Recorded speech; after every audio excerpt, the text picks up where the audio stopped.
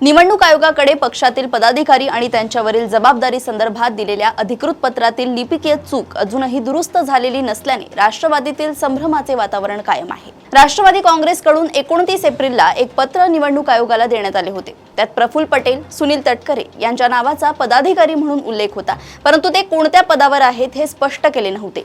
पार्थ पवार, जय पवार यांच्या संदर्भात मात्र त्यांच्या जबाबदारीचा स्पष्ट उल्लेख होता।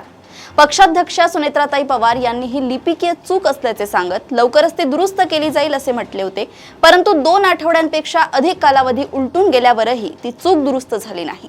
या संदर्भात एक कुजबूज अशीही आहे की राष्ट्रवादीच्या बड्या नेत्यांची एक ऑडिओ क्लिप पवार कुटुंबियांच्या हाती लागली। त्यात हे नेते अजित पवारांबद्दल काहीतरी चुकीचे बोलत असल्याचे दिसून आले।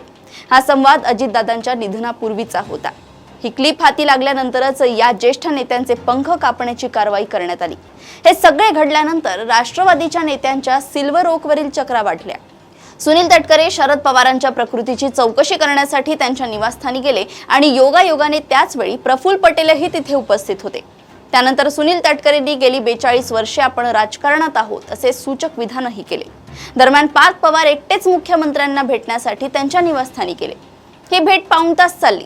नुकतेच राष्ट्रवादी सोडून शिंदे सेनेत दाखल झालेले आनंद परांजपे देखील शरद पवारांच्या भेटीला गेले। या सगळ्या भेटीगाठी सहजच होत नसल्याने स्पष्टच दिसतंय।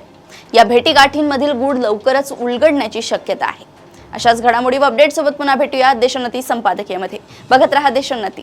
नमस्कार।